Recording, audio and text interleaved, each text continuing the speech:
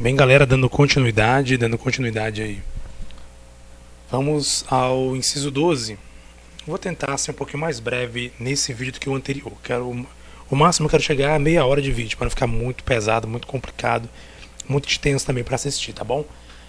É livre o exercício de qualquer trabalho, ofício ou profissão atendidas às qualificações profissionais que a lei estabelecer. É livre o exercício de qualquer trabalho. Sendo legal, né, você pode trabalhar da maneira que você quiser.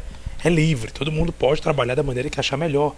Qualquer profissão, tá? Só tem um detalhe, tem que ser atendida às qualificações profissionais que a lei estabelecer. Ou seja, para você ser um médico, você tem que se formar em medicina. Para você ser um advogado, tem que se formar em direito. E mais, para médico tem que ter o CRM e para advogado tem que ter a OAB. Então, se você não tiver o CRM para médico ou a OAB para advogado, você não pode aí exercer essa profissão, o ofício. Então, essa é o que a lei fala, é o que diz aqui, né? Atender as qualificações profissionais que a lei estabelecer. Então, eu não posso simplesmente, eu estudei, eu conheço leis, por exemplo. Então, vou ser advogado. Não, não é assim não. Eu tenho que me formar em direito, tenho que tirar a minha OAB, e aí sim vou poder exercer a função, exercer o ofício de advogado, tá bom? Mas é livre qualquer tipo de trabalho, sendo um trabalho legal, legítimo, é livre. É assegurado a todos o acesso à informação e resguardado o sigilo da fonte, quando necessário, ao exercício profissional. Detalhe aqui, o acesso à informação é assegurado a todos, todo mundo pode ter informação, tá bom? O sigilo da fonte, ele é resguardado, tá? Ele é resguardado, o sigilo é resguardado quando necessário ao exercício profissional. Exemplo prático, básico, fácil. O jornalista, quando o jornalista ele obtém uma fonte, pode ver aqueles programas jornalísticos, por exemplo, que aparecem pessoas em sombras e a voz dela é distorcida para não identificar quem seja ela. Ali é resguardar o sigilo da fonte. É uma fonte, uma pessoa que ela pode ser ameaçada, ela pode ser morta ou pode ser retalhada. Então, para evitar que aconteça isso, é resguardado o sigilo dela. O jornalista não é obrigado a identificar quem é aquela pessoa, tá bom? O padre, quando recebe uma confissão, ele pode também resguardar o sigilo, tá bom? É livre a locomoção no território nacional em tempo de paz, podendo qualquer pessoa, nos termos da lei, dele entrar, permanecer ou dele sair com os seus bens. Então, em tempos de paz, esse é o detalhe, em tempos de paz, porque pode acontecer aí de repente o presidente da República, mediante o que a lei diz, né? Esse detalhe não vou entrar, até porque eu acho que não vai cair na sua prova. Ele pode muito bem decretar um estado de sítio, ou então guerra, ou estado de sítio. E nesse sentido aí não, aí fica restringido a questão da pessoa entrar e sair do país. Então fechou o país, não vai abrir, não vai sair, nem vai entrar ninguém. Por quê? Estado de sítio, defesa e sítio. Estamos em iminência de guerra, então é trancado tudo para ninguém entrar e sair. Fora isso, em tempo de paz, como diz aqui, né, é livre a locomoção. Então, todo mundo pode andar, pode sair, pode entrar ou permanecer na hora que quiser e com seus bens, tá bom? Ele pode sair com os bens dele. Eu sou estrangeiro, estou aqui no Brasil, estou aqui com os meus bens, eu não quero mais ficar no Brasil, eu quero sair do Brasil, eu quero levar meus bens. Pode levar seus bens, claro que pode. Ninguém pode privar você de sair com seus bens. Todos podem reunir-se pacificamente, sem armas, em locais abertos ao público, independentemente de autorização, desde que não frustrem outra reunião anteriormente convocada pelo local, sendo apenas exigido prévio aviso à autoridade competente. Todos podem reunir-se pacificamente sem armas. Nós vemos aí as manifestações feitas por grupos aí, né, políticos ou pessoas que não são políticas aí, por exemplo, quando teve antes do impeachment aí, né, do processo do impeachment, várias manifestações para saída da Dilma, tivemos aí manifestações contra a corrupção, enfim, é livre, todo mundo pode se reunir onde quiser. Tem também manifestações a respeito da liberação da maconha, a respeito do aborto, enfim. Então é livre, todo mundo pode se reunir pacificamente sem armas, tá? Em locais abertos ao público, independentemente, outra vez a palavra independentemente destacada, porque você não precisa pedir autorização para ninguém, tá? Independentemente de autorização. Você não é obrigado a pedir autorização. Você quer se reunir com a galera, com a turma ali para fazer um movimento? Pode se reunir independentemente de autorização. Não existe esse negócio, vou avisar. Eu tenho que pedir autorização pro prefeito, pro governador. Não, não pode. Não pode, não precisa, quer dizer. E aí o detalhe, desde que não frustre outra reunião anteriormente convocada. E é por isso que é exigido apenas o aviso prévio. Então você não vai pedir autorização. Você vai ao órgão ali, por exemplo, municipal. Olha, prefeito, nós vamos reunir dia tal na praça. Na Praça do Rio de Caxias. Na Praça São Francisco. Na Praça de São Félix. Praça aqui de Marabá. Nós vamos reunir dia tal naquela praça. Então você só vai comunicar a ele, avisar previamente. Para quê? Para que outra pessoa de repente não vá lá e diga, olha, eu vou me reunir dia tal. Não, mas você não pode se reunir dia tal, porque dia tal já tem um grupo que já comunicou que vai estar ali reunido nesse mesmo local. Então não pode, porque senão vai frustrar a reunião daquele grupo. Tá bom? E por questão de segurança também. Entendeu? Então, essas ressalvas, certo? Todo mundo pode se reunir pacificamente, não precisa de autorização, precisa apenas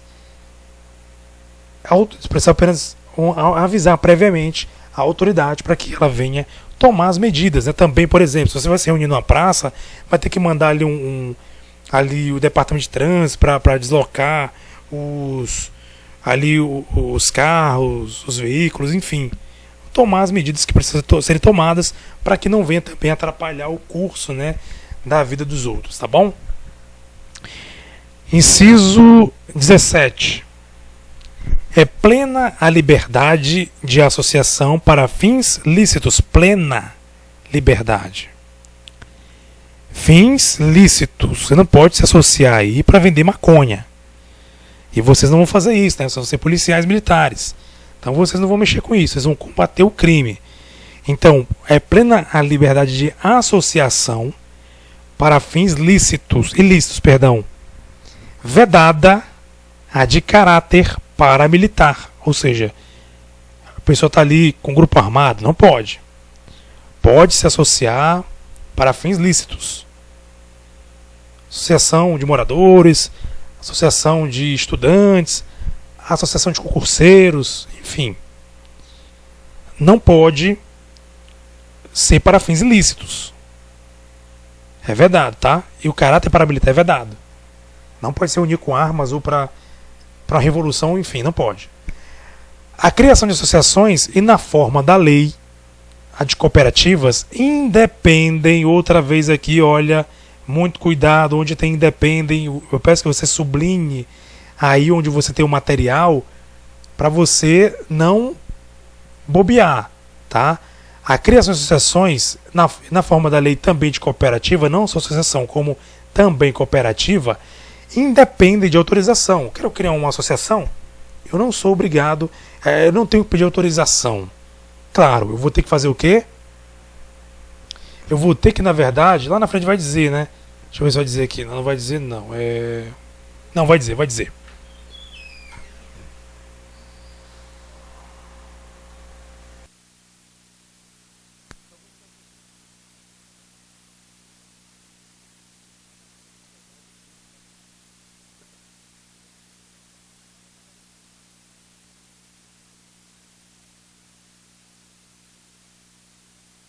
Da interferência. Gente, vamos lá. É vedada, como eu falei, é vedada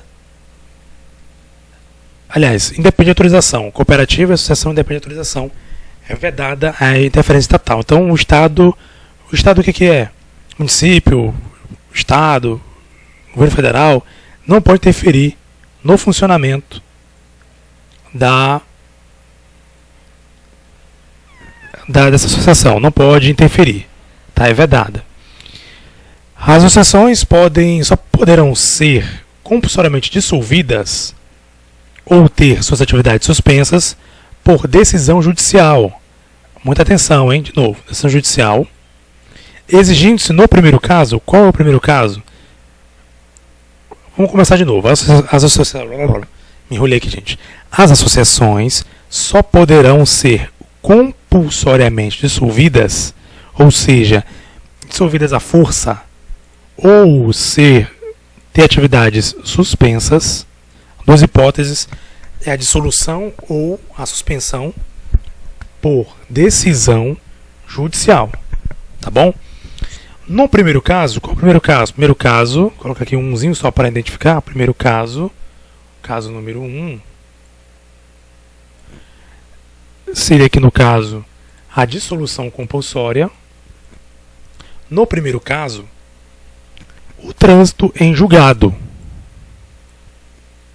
O que é o trânsito em julgado? O trânsito em julgado é uma decisão já proferida, uma decisão já que não cabe recurso. Não cabe recurso. Foi feito um processo, beleza, tranquilo, foi lá. E aí, não, o juiz decidiu, olha, foi condenado e fecha a associação.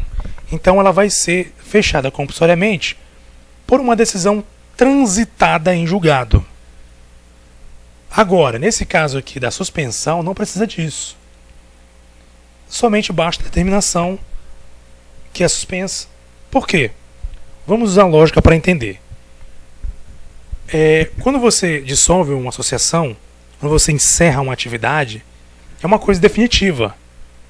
Então, se é definitivo, o processo tem que ser definitivo. Lembra aí, vamos memorizar. Encerramento, vamos lá, fechamento, dissolução compulsória de associação. Vamos lá.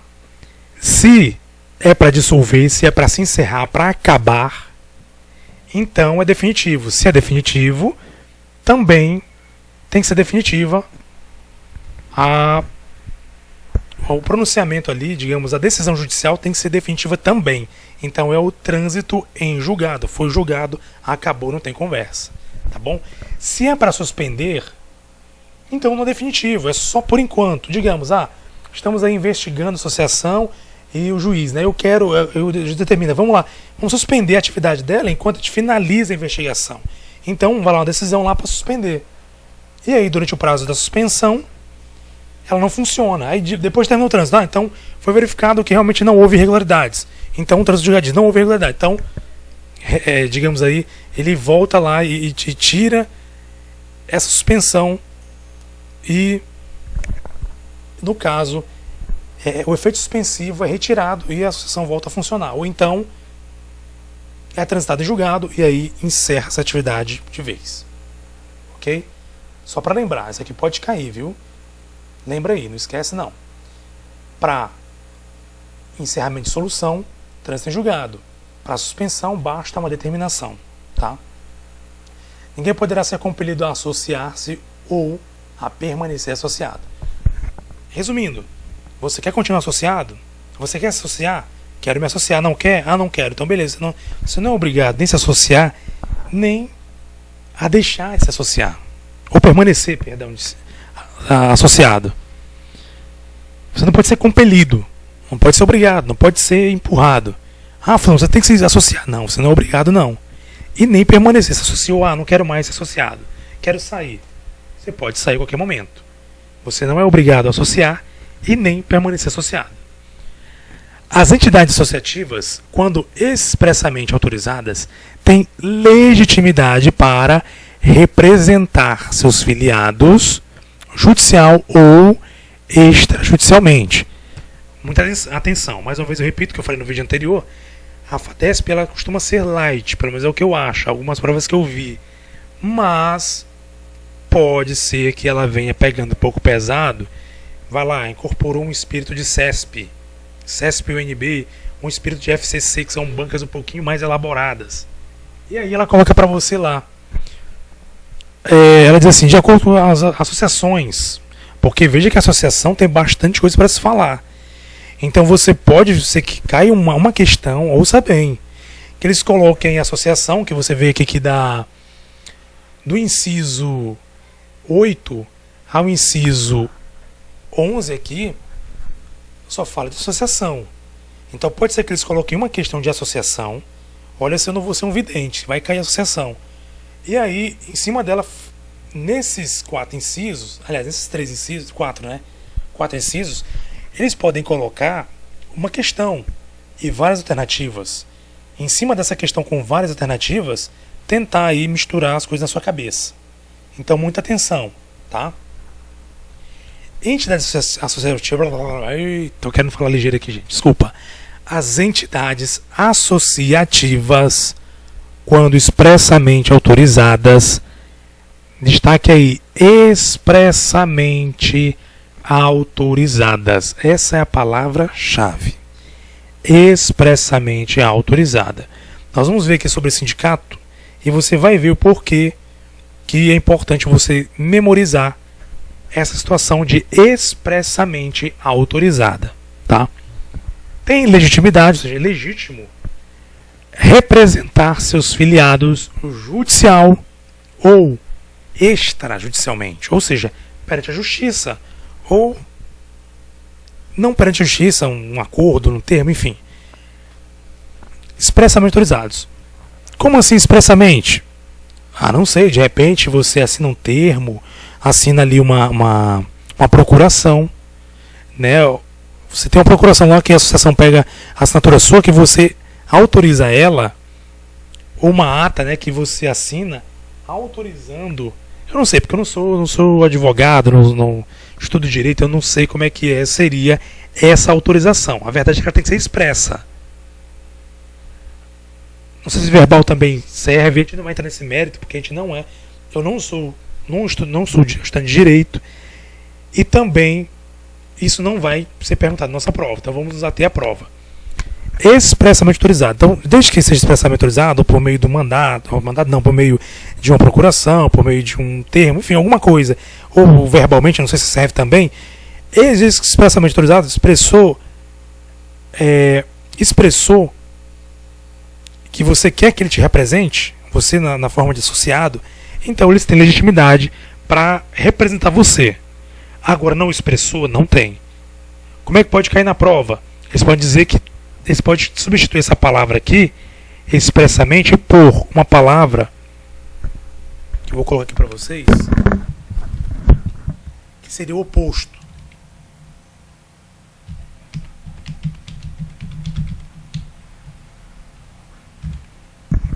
Vocês poderiam colocar tacitamente. A palavra tacitamente, que ela é o contrário de expressamente. Digamos que ela significa subtendido. É uma coisa que não é clara. Então, se cair lá na sua prova, as entidades associativas, quando tacitamente autorizadas, não existe tacitamente, tá? Não existe. Tem que ser expressamente autorizada. Tá bom? Muita calma nessa hora, preste bem atenção, expressamente. Ou se a questão vier elaborada, dizer que o membro da associação quer que a associação represente ele junto ao Poder Judiciário, ou junto a um processo. De acordo com isso, é correto afirmar que não é necessário nenhum tipo de...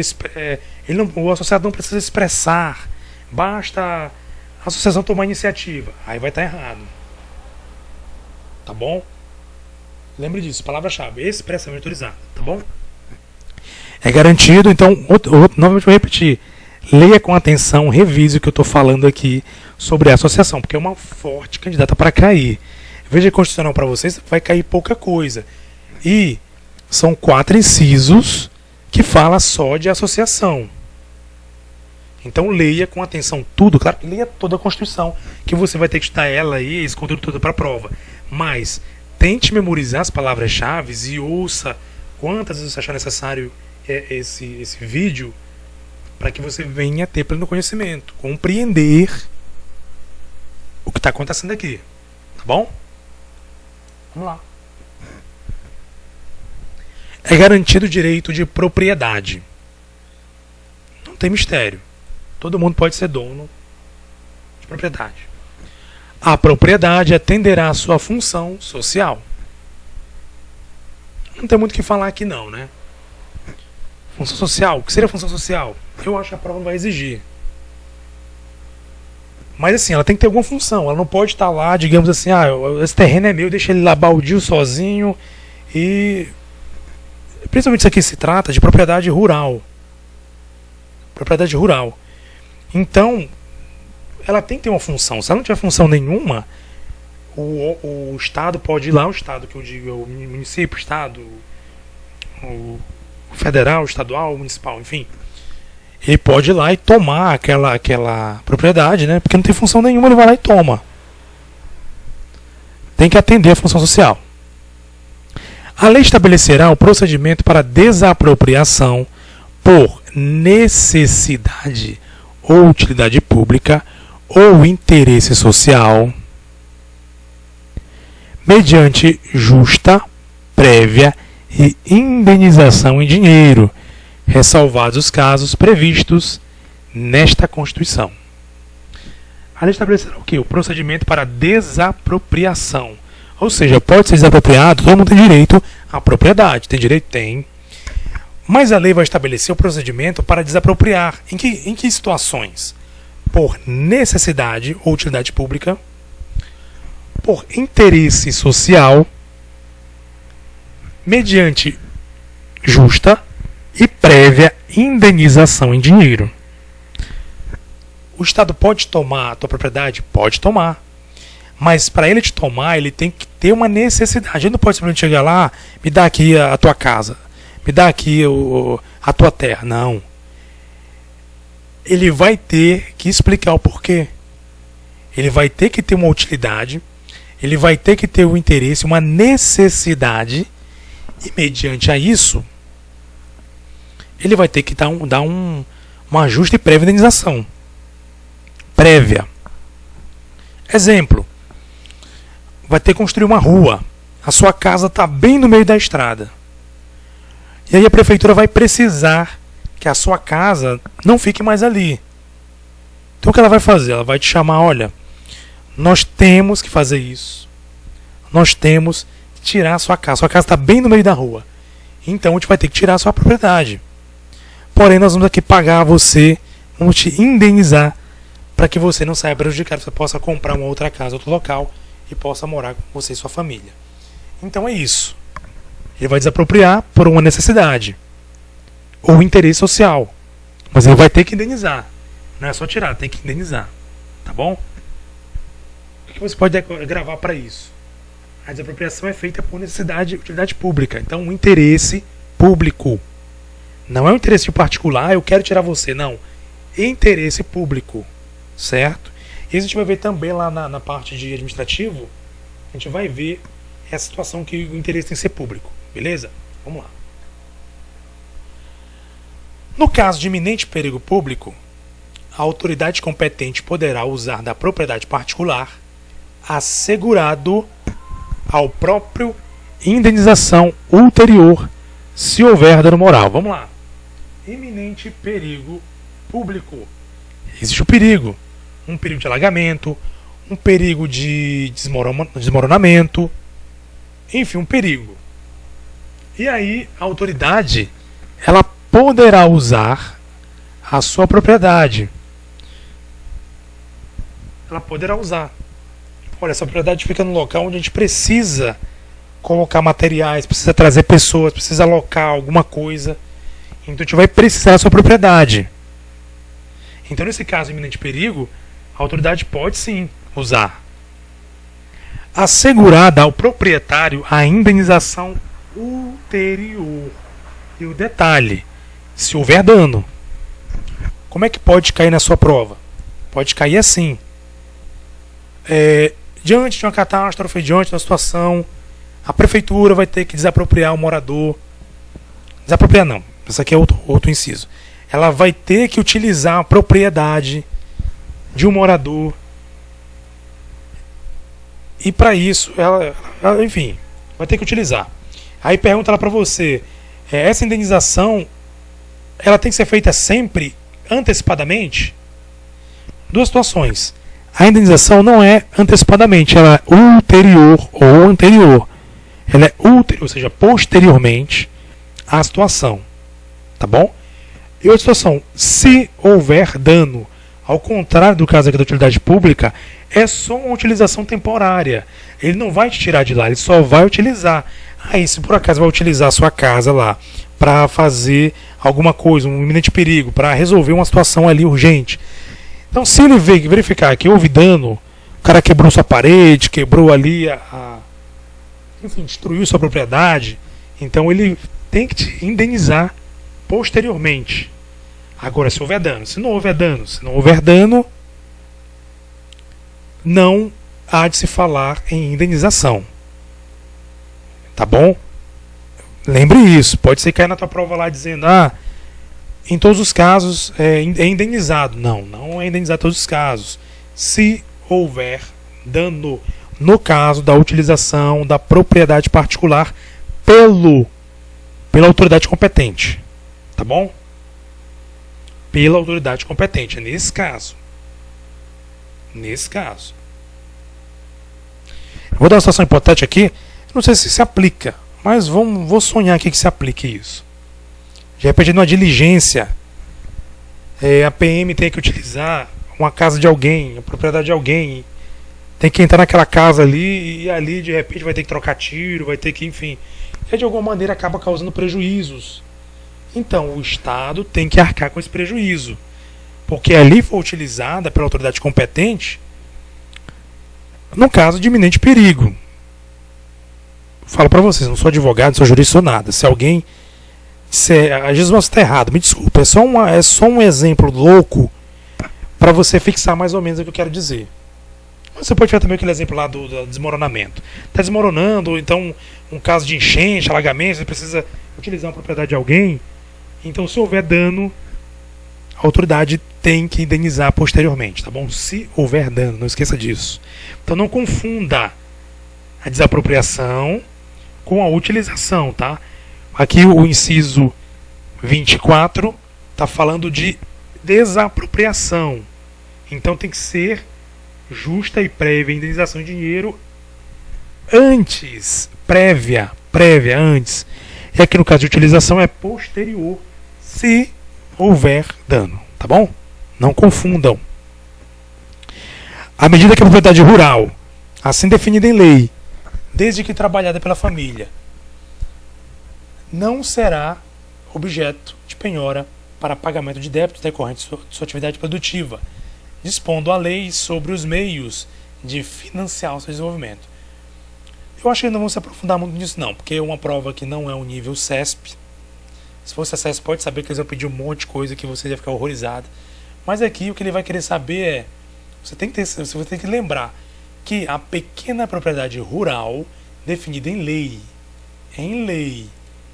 não é uma pessoa que determina, é a lei que determina. A pequena propriedade rural definida em lei, tá?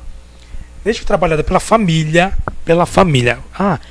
a propriedade é pequena, é rural, mas quem trabalha nela é um empregador, é um fazendeiro, é um cara que tem dinheiro, não é a família dele não, ele é um cara poderoso, rico, tem uma propriedade lá e não é a família não, trabalha lá é ele e mais empregados, então já fugiu daqui, não é pela família. Não será objeto de penhora, para pagamento de débitos decorrentes da dívida produtiva, ou seja, o cara teve que investir na produção rural, ele tem que investir. Então eu vou penhorar. Não pode penhorar. Não pode penhorar. A lei, ela vai mostrar outros meios. Ela vai apontar outros meios. Ela vai dispor outros meios para você financiar. Mas você não pode penhorar. Ela não pode ser objeto de penhora. Tá bom? Então, detalhe, porque você deve memorizar a palavra-chave. Pequena propriedade rural definida em lei, trabalhada pela família. Lembra aí, Memoriza aí uma família numa propriedade rural, uma família numa roça. E ela precisa de recursos para desenvolver ali a sua atividade rural. Ela precisa de recursos. E agora? Vou penhorar? Não pode penhorar. A Leila vai mostrar outros meios. Você não pode penhorar. Agora, se não for propriedade rural pequena e não for de família, pode penhorar. Tá bom? Então vamos aí atentar para o que diz a lei. Tá bom? Os autores, aqui o inciso 28, né? 27. Aos autores pertence o direito exclusivo de utilização, publicação ou reprodução de suas obras, transmissíveis aos herdeiros, aos herdeiros, pelo tempo que a lei fixar. O que é isso aqui? O direito autoral. Você já ouviu falar de direito autoral? Se você fez uma música, compôs uma música, fez um livro, fez um texto, fez um poema, você tem direito autoral sobre ele. O direito é exclusivo, tá? De utilização exclusivo. De quê? De utilização, publicação ou reprodução. Ou reprodução. Você vai utilizar ele. Ah, eu vou utilizar essa música, vou cantar, ela é minha, eu vou cantar. Beleza. Você pode utilizar, é sua, pode cantar. Publicação, vou publicar essa música, vou publicar esse poema, publicar esse artigo, publicar, enfim, esse vídeo. É sua, pode publicar. Reprodução, você vai tirar cópias, enfim, é direito seu. Tá bom? Transmissível aos herdeiros pelo tempo que a lei fixar. O que a prova pode pedir? A prova pode dizer o seguinte, que a transmissão aos herdeiros é, digamos assim, como a gente pode falar, isso é a palavra, gente, fugiu a memória. Digamos assim, é para sempre. Para sempre. O vitalício, que usa muito na lei, vitalício.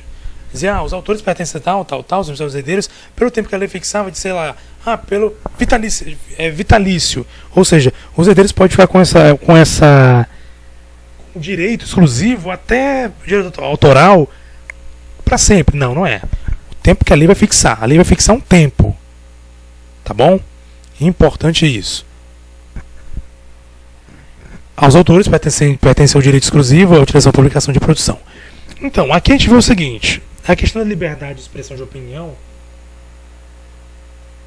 a gente pode lembrar também que se você acaba violando o direito autoral de alguém, esse alguém pode judicialmente entrar um pedido contra você. Ele pode entrar judicialmente e exigir que você não publique, o que retire a publicação daquela obra dele. Ele pode judicialmente exigir que você não publique ou que você tire de publicação aquela obra dele. Tá bom? Então, gente, por enquanto é só isso, né? Nós vamos dar outra pausa, vamos aí voltar depois no outro vídeo com mais meia hora para tentar concluir. Aliás, não vai dar para concluir não, muita coisa. Mas para dar continuidade aí sobre o constitucional, né? Nós paramos aqui no parágrafo, no inciso 17, voltaremos com 18 na próxima videoaula, tá bom? Um abraço.